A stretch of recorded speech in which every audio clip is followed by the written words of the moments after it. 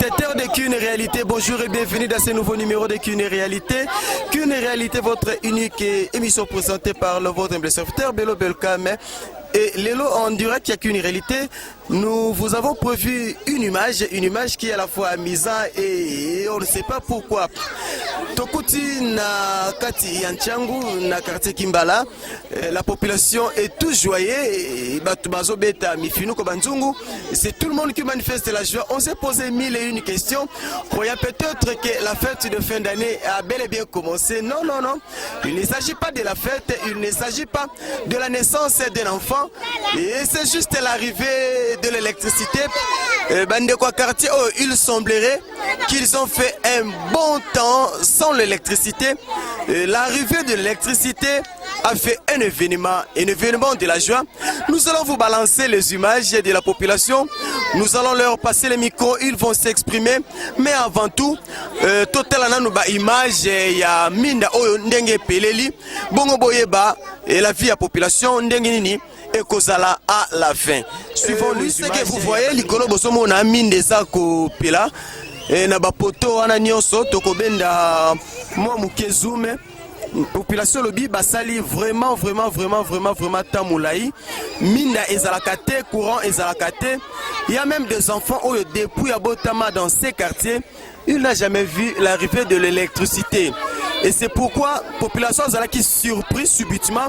Amoni bapoto batia kala bapoto ezalaka lokola ba fantaisie bapoto nge surprendre bango et pelisi minda. Événement et kamwisi tellement batou. Donc, et salim balamoko événement moko et yamunene. Nous allons faire circuler le micro. Toyoka la vie de la population. Nini bango ba moni, nini bango ba sepeleli. Pe eloko nini salike. Tout le monde a se retrouvé nakati ya esengo ya makasi boye. Mais au moins, Koloba, ça fait quand même partie de belles images ou de bons événements. Oyo, qu'une réalité pe Congo Millennium même. Alukaka toujours rekolakisa et pas yaba téléspectateurs. Tokota musami kosi me kolakisa bino ba minda ndenge sopela. Toza wana mama personne na moi likamba koloba. Mbote mama. Mbote. Talaka caméra. Tomoni bino nyonso bozo sepela na bana na ba mama na ba koko. Yebisa biso na no ni nezo sepela bino makasi. Naza ko sepela. Na barabara kimbiadi bande tobotama. Toyebi na nukurati ai. Sikola za ko sepela. Naza ko sepela makasi. Eza la kuanga.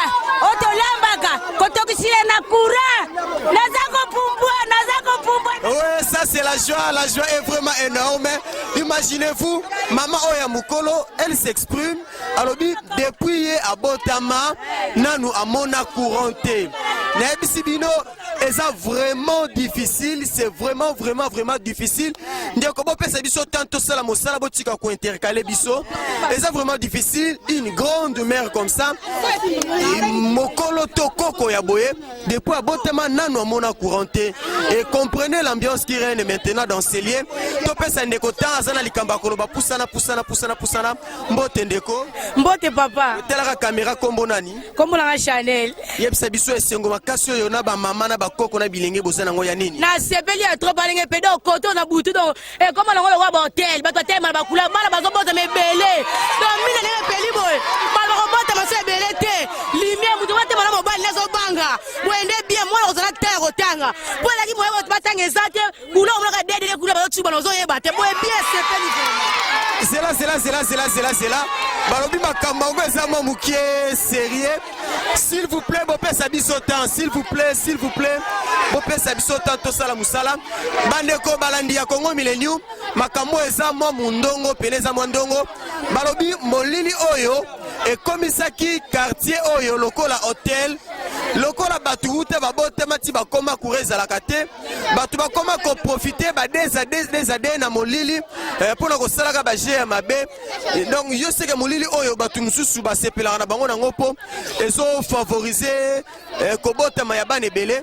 Bango ba sepela na bango na ngopo neti biso boy. Donc bana 13 ans 12 ans respect za to bota OK boy. Em sumo na 13 ans na de bana. Yo sko lo belanga papa. Donc mine on etie boy. Eza bien poto hotel la boy. Abanga papa ko ya boy mama ko boya boya ko banga donc ndenge peli boye to sepeli ba makasi oko tambula 21 20 ba kulu na kokoti ya biso boye ata 22 na kotambula ko banga exacte na sepeli et ya loko stratégie te bo pelisi bo pelisi pour la libérer te bo pelisi bo fente biso kende te donc ba amoureux ba profiter na molili passer la makam na bango oza sir ba ko sepeli pe bango lokola ba moni couré zongi ba sepeli nde ba sepeli te mais biso to sepeli e pela pour la libérer e konta tina bandako ya tine boya bo fente biso e kende te eza to fete yango pour la libérer. Merci mingi bandeko molili soki ezali e favorisaka makambo ebele balobi phénomène baso vivre awa na côté ezali bana mikie okomona mwana mukie ya 13 ans mais mwana mukie akomi déjà na bana mibale eloko yango eza mwa mukie mobulu tozala posa mukolo mususu apusa na aloba mwa likambo yango mbote mama mbote papa tomoni couré zongi bato basepeli makasi pusa na pena bato basepeli makasi bandeko balobi eloko moko eza vraiment important awa balobi bana mikie bazobota mingi mpo na nini bana mikie bazobota mingi mpo kura eza te ndenge toza boye kote na biso soki butu eyindi okomona na se ya banzete na se ya bakwen mwayo leke eza te omona bakouple kasi lokola bapelisi courant boye tosepeli courant oyo bapelisi ezala mpona lelo te ezala libela ndenge tozali boye soki obimi awa okei na bakote mosusu feti ata 20h 21h ozobanga mwayo ozonga eza te folala kuna kasi lokola bopelisi courant boye nakolikiake soki naza kuna nakosepela nakoya ata na katisi mpo ya mai ya ntsanga kura ezomona nga ti esika nakokoma kutu bana tozobota bazokima kote oyo balobi nakosomba mwa pareil mwaye ya kopelisa eza te malamu nakende koluka nanga kote ya bandeko bazali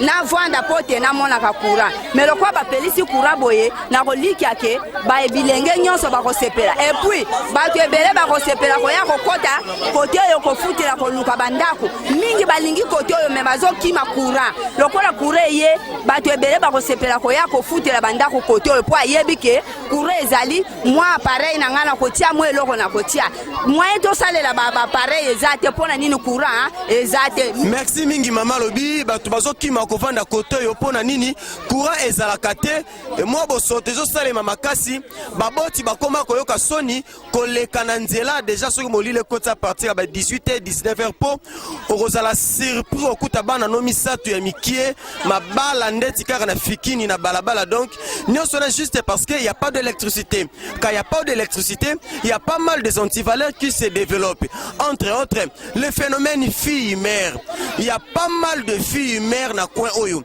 bana mikie bazobota juste parce que il fait noir il fait sombre il y a pas d'électricité en dehors il y a ba fille-mère et appeli sous likambu il y a miibi baza ebele motako bimazo banga kozonga bato bazokota avant juste à cause ya molili na moni mama pe azali pembe na linga bakisa susu mwa likambo mususu akoloba mbote mingi mama papa vraiment papa na sepeli mingi pora komona penza courant na biso penza tozo nyoko barakimba tseke bakununa bazo okata bana na biso bazo bamibali na biso mwa batambule zate na bana na biso pora nini pona kununa vraiment te sepeli makase komona te courant epeli biso ba mama pasi mingi komona zara mwa mboko muke okolokota bakoni makala pasi mili frère zana ngomo na sala terrasse ba makala nazo bato mwa koni vraiment papa to sepeli pora nini courant ko le ye to ko débrier to ko soba ta ba réchaud na biso to za ko lama na réchaud to soba ta ba congélateur na biso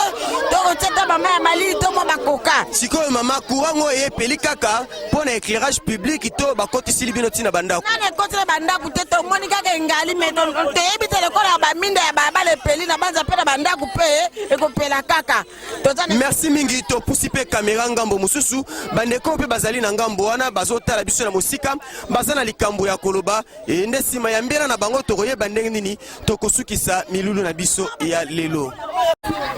Merci beaucoup fidèles téléspectateurs de Congo Millennium, mais nous sommes vraiment pratiquement à la fin de notre émission. C'était juste la joie qui a comblé cette population de l'Antille. Vous avez vu leurs interventions, vous avez vu les grandes dames, vous avez vu les jeunes filles, vous avez vu les enfants. comment ils se sont exprimés. Balobi et uta babotama nanu bamona couranté.